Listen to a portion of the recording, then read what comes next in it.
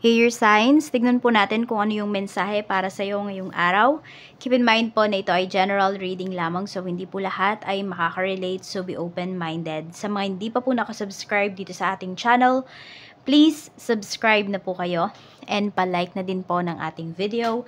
At sa mga nais pong mag-avail ng ating private readings, ng ating Evil Eye Amulet, ng ating Tears Bracelet, makikita nyo po yung link sa description box. Tarot Intentions by Aliana Reyes. Okay, tignan muna natin kung ano ba yung energy para sa'yo ngayong araw na ito. Air signs, Gemini, Libra, and Aquarius. Gemini, Libra, and Aquarius. Tignan po natin. Gemini, Libra, and Aquarius. We have Queen of Wands. So, this is your energy. You're very, ano ba ngayon? Yung strong yung inyong self-esteem. High yung self-esteem po ninyo. Ayan. At pwede po na you are very creative ngayong araw. Pwedeng may mga makukuha kayo dito. Or meron kayong mga, sabihin natin, mapapa-oo ngayong araw, air signs. May mga sitwasyon or may mga pabor kayo na, alam mo yun, parang hindi talaga kayo tatanggihan ng mga tao. We have 8 of Swords. Tignan pa natin kung ano pa ba yung pwedeng mangyari sa'yo ngayong araw. Okay, so you are very focused pagdating sa mga gusto mong gawin. Sabi ko nga, you are very creative ngayong araw na ito. Kaya kung meron man dito mga magde-disturb sa'yo, ayan, so hindi ka magpapadisturb sa kanila. Okay, so tuloy-tuloy ka pa rin dito sa mga ginagawa mo. We have 2 of Cups. Meron tayo ditong The Hanged Man. Okay. May pinapakita rin dito, pwedeng nasa isang sitwasyon po kayo or nasa isang relasyon kayo na nagbubulag-bulagan yung iba sa inyo. So, may toxic energy po na pinapakita dito. Ayan. Kaya lang, you know, parang nilalabanan nyo yung toxic energy na yun. Tignan natin kung ano pa yung mensahe. Tignan natin. I don't know, parang ito yung nagiging inspiration ninyo para magpatuloy sa buhay. Yan, parang hindi kayo, yun nga sabi ko, hindi kayo nagpapatalo. Tignan natin kung ano pa yung mensahe para sa'yo. We have do what you want to do. Diba? Sabi ko nga, is creative kayo. So, gawin nyo po yung alam ninyo na makakabuti sa inyo. Gawin niyo kung ano yung sa tingin nyo na makapagpapasaya sa inyo. Sabi dito, gawin nyo kung ano daw yung gusto ninyo. So, sa ngayon ba, air signs, nagagawa nyo ba talaga yon? Or may mga procrastination, may mga limits pagdating sa inyong buhay? Or sa mga gusto nyong gawin? Depende yan, no? Siguro depende rin sa laman ng bulsa. So, tignan natin kung ano pa yung mensahe. Kasi pwedeng meron kayong mga gustong gawin dito na magagawa nyo yun kung mayroon kayong pera. Entangled. Establish and communicate your own boundaries. Ayan nga po yun. So, diba, sabi ko sa'yo, pag may nande-disturb sa'yo dito, so, tell them, diba, just say no, or kung kaya mong paalisin mo kasi pwedeng nakakaabala nga sila dun sa mga ginagawa mo. At hindi lang dun, pwedeng pagdating din sa relationship na mayroon kayo, pwedeng yan man ay hindi romantic relationship, pwede na about sa relationship mo with your co-worker, relationship mo with your business partner, ganyan. So, dapat meron kayo ditong mga boundaries na, ayan, kailangan ipatupad mo rin. Parang rules, di ba? Tignan natin. So, some of you pala, parang hindi kayo makakilos ng maayos dito kasi bound kayo by a contract for some of you. Kaya parang hindi nyo din magawa yung mga gusto nyong gawin. Tignan natin. Pwedeng ganito, meron kasi pwedeng may hiwalay na dito sa asawa. Pero hindi kayo legally hiwalay, 'di ba? Hindi kayo divorce, hindi kayo annulled. So, alam mo 'yon, meron ka kunwari gusto mo nang pumasok sa isang relationship, hindi mo magawa kasi nga ayun, yung iba sa inyo natatakot, yung iba naman po sa inyo kasi nga yun, kasal pa yung iba sa inyo, ganyan. We have 10 of Pentacles pagdating naman sa inyong family. We have Knight of Cups. Meron tayo ditong The Chariot. So, parang may usapan din dito pagdating sa pera. Pero may help kasi na pinapakita dito. So, hindi ko alam kung ikaw ba to, air signs, nakakatulong ka talaga sa family mo. So, yung iba sa inyo, pwedeng kayo yung breadwinner sa inyong family. Or this is your chance. Binigyan kayo ng chance ni universe ngayon na para makatulong sa inyong pamilya. Or to give back. Kung sabihin natin, nung mga times ba na wala kayo, sila talaga yung nag-embrace po sa inyo. Sila talaga yung tumulong sa inyo. So, some of you dito, pwedeng may pag-give back kayo na gagawin. Or someone po na natulungan ninyo within your family members na mag-give back po sa inyo. Tignan natin, pagdating naman sa mga friends mo, we have King of Cups. Ace of Cups. Ako, meron talaga ditong kaibigan mo, air signs na nagkakagusto sa'yo. Kaya lang yung tao na yun, very discreet lang yung kanyang feelings. Hindi niya po sinasabi sa'yo kasi ayaw niyang masira yung friendship po ninyo. Pero merong nagkakagusto sa'yo dito. Siguro ngayon iba sa inyo may pumasok sa isipan ninyo na pangalan kung sino yan. Kasi pwedeng nafe-feel nyo po yan. Kaya lang hindi kayo sigurado kung gusto ba talaga kayo ng friend mo na yon or baka friend lang talaga yung turing niya sa'yo. Pero hindi meron talaga siyang romantic feelings para sa'yo. Tignan natin sa kaperahan mo naman. We have 8 of Pentacles. We have 9 of Cups.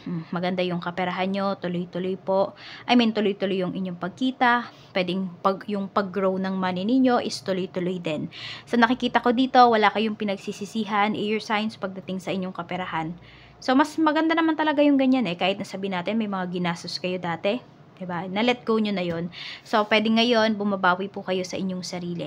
Mas ngayon, mas na-enjoy nyo na yung pera ninyo. Ngayon, mas, mas nakakapag-ipon yung iba sa inyo. Yan, mas nagagawa nyo nga yung gusto ninyo. Check po natin, pagdating naman sa mga nag-apply ng trabaho, siguro mga 2 weeks pa lang yung nakakalipas. Tignan natin kung may marireceive ka pa ba na good news. 2 of Pentacles. Okay, mukhang dalawa kayong pinamimilian dito pagdating dito sa trabaho na to. Mukhang makukuha mo yan. So yes, meron kang good news na marireceive dyan mula sa in-applyan mo. Medyo maghintay-hintay ka lang muna kasi, ayun, pwede ngang dalawa kayo dito na pinamimilian.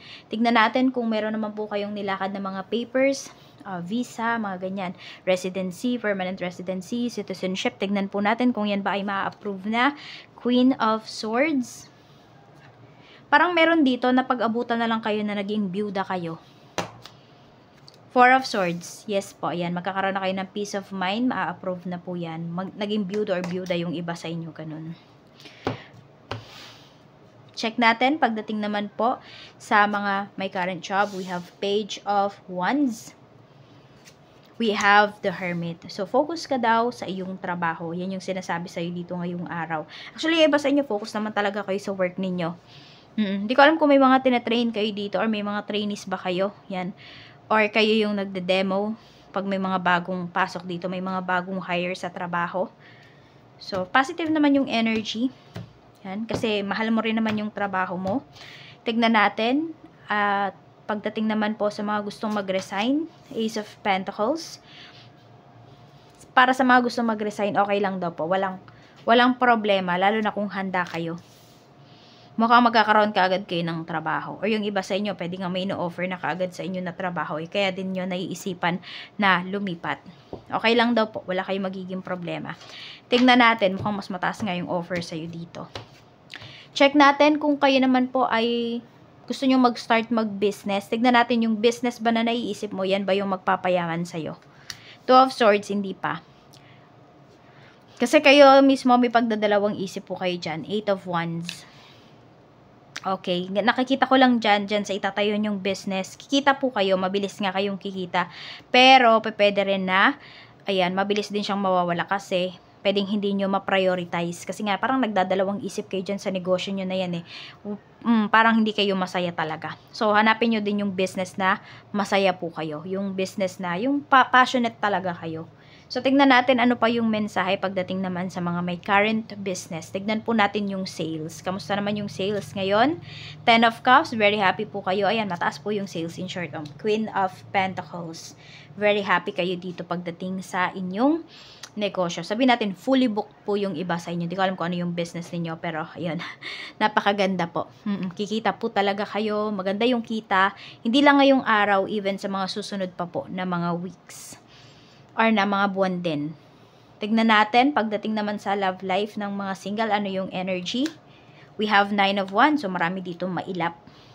May mga nag-o-offer sa inyo dito. Actually, meron dito na tapat na sa inyo ha. Seryoso po talaga sa inyo. Pero kasi kayo, parang mapili yung iba sa inyo, air signs. Tas yung iba sa inyo, may dumarating sa life ninyo. May nag-e-effort. Pwedeng sa text man to, ganyan. Oo.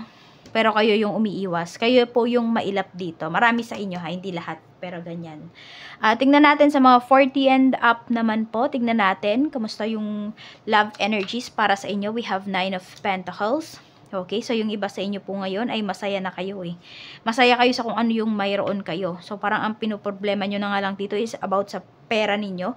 Hindi nyo masyadong iniisip yung love life. Yes, yung iba sa inyo, workaholic talaga. Kaya din siguro umabot kayo sa ganyang age na wala pa po kayong relationship kasi masyado kayong busy pagdating sa inyong kaperahan. At up until now, yun pa rin yung pinapakita dito. Tignan natin sa mga single mom and single dad naman po, kamusta yung love energy? We have Knight of Swords. Meron dito parang mabilis siya. Ano mo yun? Mabilis yung taong to, ganyan. Parang ayaw niya na maghintay, ayaw ka ng pakawalan. Oo, meron dito. Nakikita ka naman magiging happy ka dun sa tao na yon. Kaya lang kasi baka dalawa tong taong ka-deal mo. Kaya nahihirapan ka mag-decide. Tignan natin, yung una bang nag-approach sa'yo yung dapat mong i-entertain. We have 6 of Pentacles. Ang pinapakita lang dito, yung first na nag-approach sa'yo is very, giving, galante. Generous. 6 of Cups. Yung pangalawa naman po na nag-approach sa'yo, ito talaga, totoo yung feelings niya sa'yo. Ito kasi parang ila-love bomb ka lang eh. Yung pangalawang nag-approach po sa'yo, mas maganda yung energy niya. Tignan natin pagdating naman po sa mga byudo at byuda. Judgment. Okay. So, ito, yung iba sa inyo, parang natatakot kayo. May nanliligaw sa inyo. Meron ba nanliligaw sa inyo? O may nililigawan kayo? Pero kasi parang hindi pa talaga kayo prepared. Nakikita ko kasi dito, natatakot kayo sa judgment. Natatakot kayo sa sasabihin ng ibang tao. Or even sabihin natin, baka family members nung asawa mo, ganun. Or family, or yung mga anak mo, ganun. Natatakot po yung iba sa inyo. Sa mga byuda at byuda to ha. Kaya ayun, parang kung magkakaroon man kayo ng relationship, more on parang patago yung pinapakita dito. Tsaka parang wala kayong peace of mind. Ayan, pag-isipan nyo yung mabuti kasi baka may stress lang kayo. Pero kung doon naman sa intention sa inyo ng tao na makaka-deal po ninyo or ka-deal ninyo, seryoso naman po sa inyo. Ayan o. Kasi ma-effort naman. Tignan natin sa mga married naman po. We have Death card. We have 4 of Wands. So, may pagbabago, may transition, no? Pagdating sa inyong love life, pagdating sa marriage po ninyo, may pagbabago dito. So, meron dito, pwedeng bago lang po kayong nagkaayos ulit. So, nagkabalikan lang yung iba sa inyo. Meron naman dito, pwedeng nagpabago ng bahay, nagpa-renovate, or kaya bumili kayo ng bagong bahay. So, basta parang ang aim ninyo kasi ngayon ng asawa mo is new beginnings. Yan po, pwedeng may mabigat kayong pinagdaanan nitong mga nakakaraang buwan or taon. So, ngayon, nagkaayos na kayo. So, new beginnings na. So, moving forward na po talaga kayo. Check naman natin sa mga magkarelasyon. The Devil. Mag-iingat ka dito. Tingnan natin, honest ba sa'yo yung person mo? Mukhang may third party dito. Yung pinaghihinalaan mo, pwedeng yun yung third party. Kung meron kayong kaibigan dito na pinaghihinalaan ng person mo, yan, siya talaga. The Sun, malinaw na malinaw daw. Ayan po, huwag kayong magbulag-bulagan. Tignan natin, siya na ba yung taong para sa'yo? Hindi pa. Hindi mo pa na-meet yung taong para sa'yo. Nasa sa inyo yan kung you will spend more time, more years pa dito sa taong to. Baka yung iba nga sa inyo, ayan, nagbubulag-bulagan na lang kayo dito sa inyong relationship. Pero ang dami nyo ng red flags na nakikita. Yan lamang po. Maraming salamat. Ingat po kayo always and more blessings to come.